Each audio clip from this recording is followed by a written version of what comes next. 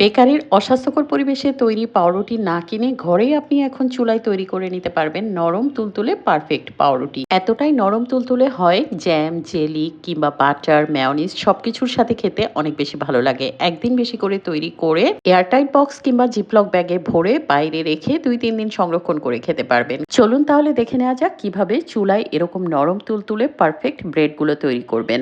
শুরুতেই একটা বোলে নিয়ে নিয়েছি ২ কাপ ময়দা, ১ টেবিল চামচ অ্যাক্টিভ ড্রাই ইস্ট, ২ টেবিল চামচ দিয়ে দিচ্ছি চিনি। চিনিটা আপনারা কমিয়ে কিংবা বাড়িয়ে দিতে পারেন। লবণ দিয়ে দিয়েছি হাফ চা চামচ। ২ টেবিল চামচ গুঁড়ো দুধ দিয়ে দিয়েছি। গুঁড়ো দুধটা দেওয়ার কারণে ব্রেডের টেস্ট দ্বিগুণ বেড়ে যাবে। তবে আপনাদের হাতের কাছে গুঁড়ো দুধ না থাকলে স্কিপ করতে পারেন। খুব ভালো মতো সব শুকনো উপকরণগুলো একসাথে নেড়েচেড়ে মিশিয়ে নিয়েছি। এবার এর মধ্যে একটা ডিম দিয়ে দিয়েছি। সাথে ২ টেবিল চামচ সয়াবিন তেল দিয়ে চামচের সাহায্যে সব শুকনো উপকরণ এবং ডিম, তেল একসাথে মিশিয়ে নিচ্ছি। এখন ময়দার ডো তৈরি করব। এই জন্য এখানে আমি ঈষৎ উষ্ণ লিকুইড দুধ নিয়ে নিয়েছি। এখানে আমি ১ কাপের কিছুটা কম দুধ নিয়েছি। অল্প অল্প করে দুধটা মেশাবো আর ময়দার খামিরটা তৈরি করব। সম্পূর্ণ দুধ একবারেই ঢেলে দিবেন না, এতে করে ময়দার খামির খুব বেশি নরম হয়ে যেতে পারে। তাই চেষ্টা করবেন একবারে না মিশিয়ে ২ থেকে ৩ বারে দুধটাকে মেশানোর জন্য।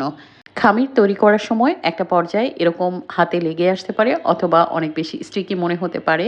এতে ভয় পাওয়ার কিছু নেই। আপনারা আরও একটু তেল কিংবা বাটার দিয়ে সুন্দর করে ভালোমতো ময়ান দিয়ে নিলেই খামির সেট হয়ে যাবে।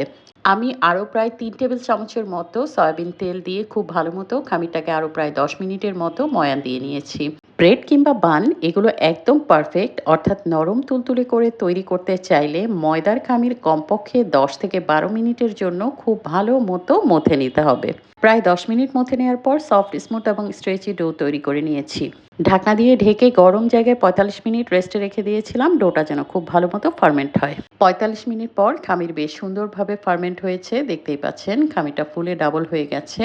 পাঞ্চ করে এর ভেতর থেকে এয়ার বাবলগুলো বের করে নিচ্ছি। আপনারা অবশ্যই ব্রেড কিংবা বান তৈরি করার সময় খামির তৈরি করার ক্ষেত্রে ভালো ব্র্যান্ডের ইস্ট ব্যবহার করবেন। আজকের খামির তৈরি করার জন্য আমি অ্যাঞ্জেল ব্র্যান্ডের ইস্ট ব্যবহার করেছি। এবার খামিরটাকে একটা ফ্ল্যাট সারফেসের উপর নিয়ে নিচ্ছি। খামিরের টেক্সচারটা দেখে নিশ্চয়ই বুঝতে পেরেছেন কতটা পারফেক্ট হয়েছে। এবার একটা স্ক্র্যাপারের সাহায্যে আমি খামিরটাকে ছোট ছোট ভাগে ভাগ করে নিব। যতগুলো বান বা ব্রেড আমি তৈরি করব ঠিক ততটা ভাগে ভাগ করে নিচ্ছি। এভাবে ভাগ করে নিলে প্রত্যেকটা বান কিংবা প্রত্যেকটা ব্রেড একই রকম সাইজেরই হয়। চেষ্টা করবেন সবসময় এভাবে ভাগ করে নিতে। আজকে আমি আপনাদেরকে ২ ভাবে ব্রেড তৈরি করে দেখাবো, অর্থাৎ চুলায় এবং ওভেন দুভাবেই তৈরি করে দেখাবো। তো চুলায় বেক করার জন্য আমি এরকম রাউন্ড বল করে নিচ্ছি। এগুলো আমি একটা রাউন্ড মোল্ডে সেট করব। এটা খুবই সহজ, নিশ্চয়ই দেখে বুঝতে পেরেছেন। পরিমাণ মতো খামির হাতে নিয়ে ঘুরিয়ে ঘুরিয়ে এরকম সুন্দর করে একটা বলের শেপ দিয়ে নিয়েছি। একইভাবে বাকিগুলোও তৈরি করে নিয়েছি। এটাকেও আমি মোল্ডে সেট করে দিচ্ছি।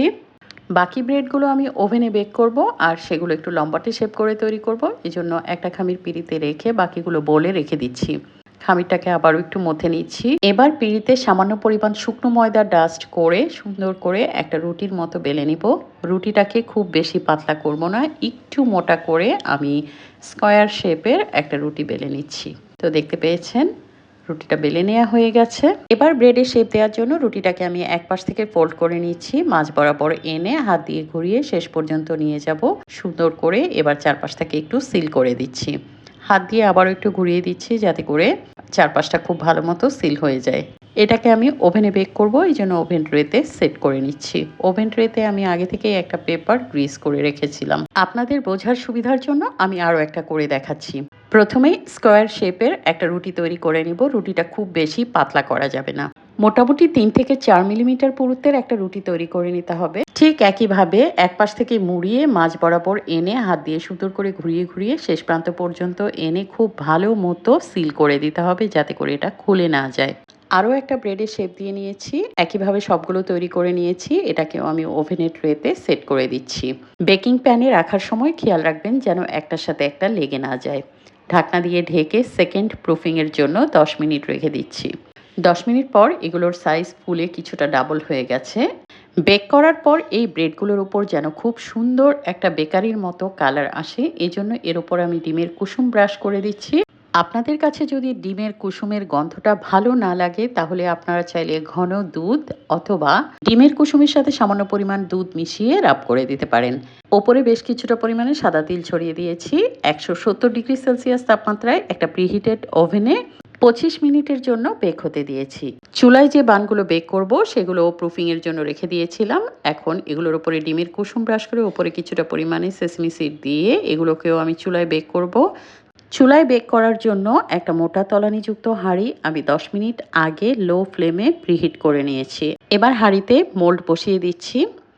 30 মিনিটের জন্য চুলার ফ্লেমটা লোতে রেখে আমি বেক করে নিব। ফিরে আসছি 30 মিনিট পর। অন্যদিকে ওভেনে যে ব্রেডগুলো আমি বেক হতে দিয়েছিলাম 25 মিনিট পর সেগুলো বেক হয়ে গেছে, আমি ওভেন থেকে বের করে এনেছি। গরম থাকা অবস্থায় এগুলোর উপর আমি বাটার রাব করে দিচ্ছি। আপনারা চাইলে ঘিটাও রাব করে দিতে পারেন। এতে করে ব্রেডগুলোর ওপর খুব সুন্দর একটা গ্লেজি ভাব আসবে। ঢাকনা দিয়ে ঢেকে 5 মিনিটের জন্য রেস্টে রেখে দিচ্ছি। 5 মিনিট পর আমি আপনাদের দেখাচ্ছি ব্রেডগুলো মাশাআল্লাহ দেখেন কতটা সুন্দর হয়েছে। সবগুলো ব্রেড আমি বেকিং প্যান থেকে তুলে নিচ্ছি। মাশাআল্লাহ দেখেন অনেক বেশি সুন্দর হয়েছে। আর এগুলো ঠান্ডা হয়ে যাওয়ার পর এমনি এমনি বেকিং প্যান থেকে উঠে আসবে। দেখলেন তো প্রিয় দর্শক, কত সহজে ঘরে এভাবে বেকারির চেয়েও স্বাস্থ্যসম্মত উপায়ে ব্রেড তৈরি করা যায়। এই ব্রেডগুলো আপনারা সংরক্ষণ করে খেতে পারবেন। কতটা সফট হয়েছে দেখে নিশ্চয়ই বুঝতে পারছেন। একটা ব্রেড আমি আপনাদের ছিঁড়ে দেখাচ্ছি, দেখেন কতটা সফট হয়েছে। এয়ারটাইট বক্সে ভরে আপনারা এগুলোকে 2 থেকে 3 দিন সংরক্ষণ করে খেতে পারবেন। এছাড়াও বিভিন্নভাবে প্রসেসিং করে আপনারা বাচ্চাদের স্কুল টিফিনে দিতে পারবেন। প্রিয় দর্শক, দেখলেন তো কিভাবে খুব সহজে ঘরে দারুণ সুন্দরভাবে ব্রেড তৈরি করা যায়। আজকের সহজ এই ব্রেড রেসিপিটি আপনাদের কেমন লেগেছে কমেন্টে জানাবেন। যদি ভালো লাগে তাহলে শেয়ার করতে ভুলবেন না। এবার চলুন আমি আপনাদের দেখিয়ে দিচ্ছি চুলায় যে ব্রেডটা বেক হতে দিয়েছিলাম সেটা কেমন হয়েছে দেখতে। মাশাআল্লাহ দেখেন চুলায় তৈরি করা ব্রেডটাও কত সুন্দরভাবে বেক হয়েছে। এর ওপরের কালারটা দেখেন কতটা সুন্দর হয়েছে। চুলায় এবং ওভেনে তৈরি করা ব্রেডের মধ্যে পার্থক্য একটাই, ওপরের কালার। চুলায় তৈরি করলে ওপরের কালারটা একটু কম হয় আর ওভেনে বেক করলে এটার কালারটা একটু বেশি হয়।